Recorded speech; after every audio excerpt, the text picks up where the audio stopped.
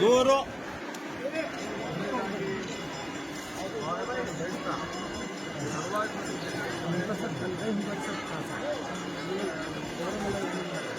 ವಿರುದ್ಧ ಭಾರತೀಯ ಜನತಾ ಪಾರ್ಟಿ ಹೋರಾಟವನ್ನು ಕೈಗೊಂಡಿದೆ. ಈಗಾಗಲೇ ಸನ್ಮಾನ್ಯ ಬಸನಗೌಡ ಪಾಟೀಲ್ ಯತ್ನಾಳ್ ಬಿಜಾಪುರ ಜಿಲ್ಲೆಯಲ್ಲಿ ಈ ವಿಷಯ ಗಮನಕ್ಕೆ ಬಂದ ತಕ್ಷಣವೇ ಅವ್ರ ಗಮನಕ್ಕೆ ಬಂದ ತಕ್ಷಣ ಹೋರಾಟವನ್ನು ಪ್ರಾರಂಭ ಮಾಡಿದರು. ಹೋರಾಟದ ಭಾಗವಾಗಿ ದೊಡ್ಡ ಸಭೆಗಳು ಆಯಿತು. ಹಗಲು ರಾತ್ರಿ ಧರಣಿ ಮಾಡಿದರು. ಕೇಂದ್ರ ಸಚಿವರಾದಂಥ ಪ್ರಹ್ಲಾದ್ ಜೋಶಿಯವರು, ಶೋಭಾ ಕರಂದ್ಲಾಜೆ ಅವರು ಬಂದು ಭಾಗವಹಿಸಿದರು. ಹಾಗೆಯೇ ವಕ್ಫ್ ಬಗ್ಗೆ ರಚಿಸಲಾಗಿರ್ತಕ್ಕಂಥ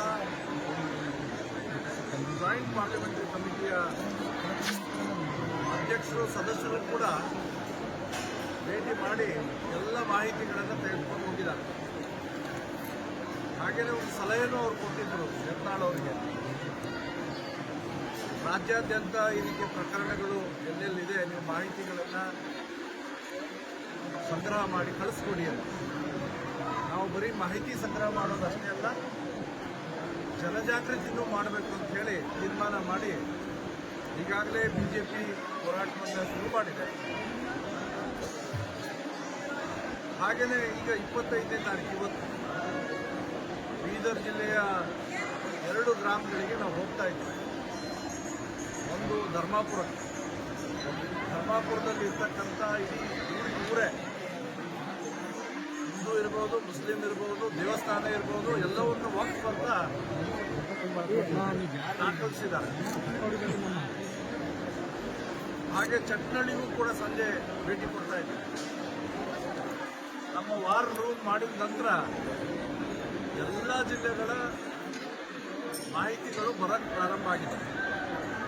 ಜನರಲ್ಲಿ ಜಾಗೃತಿ ಮೂಡಿಸಬೇಕಾಗಿರುವಂಥ ಅವಶ್ಯಕತೆ ಇದೆ. ಆ ನಿಮಿತ್ತವಾಗಿ ಯತ್ನಾಳ್ ಅವರ ನೇತೃತ್ವದಲ್ಲಿ ಎಲ್ಲರೂ ಭಾಗವಹಿಸಬೇಕು ಅಂತ ಹೇಳಿ ಕರೆ ಕೊಟ್ಟು ಇವತ್ತಿನಿಂದ ಬೀದರ್ನಿಂದ ಈ ನರಸಿಂಹ ಜನ ಸ್ವಾಮಿಯ ದರ್ಶನ ಮಾಡಿ ನಮ್ಮ ಜನಜಾಗೃತಿ ಅಭಿಯಾನವನ್ನು ಪ್ರಾರಂಭಿಸ್ತಾ ಇದ್ದೇವೆ. ಈ ಯತ್ನಾಳ್ ಅವರ ನೇತೃತ್ವದಲ್ಲಿ ಸನ್ಮಾನ್ಯ ರಮೇಶ್ ಜಾರಕಿಹೊಳಿ ಇದ್ದಾರೆ,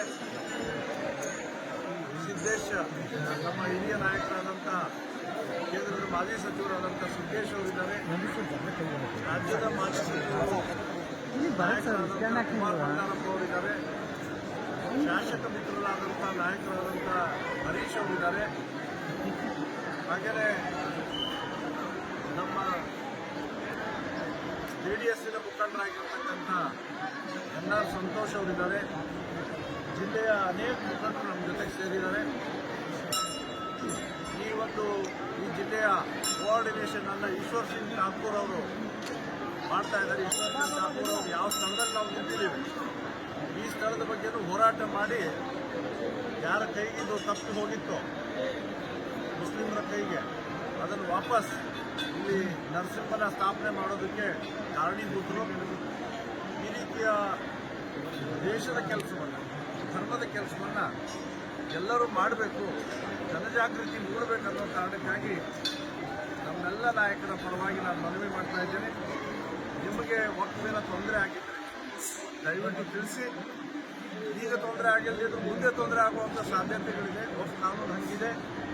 ಅದಕ್ಕಾಗಿ ಎಚ್ಚೆತ್ತುಕೊಳ್ಬೇಕು ಜನ ಅನ್ನುವಂಥ ಒಂದು ಜಾಗೃತಿಗೋಸ್ಕರ ನಾವು ಯಾತ್ರೆಯನ್ನು ಪ್ರಾರಂಭಿಸಿದ್ದೇವೆ.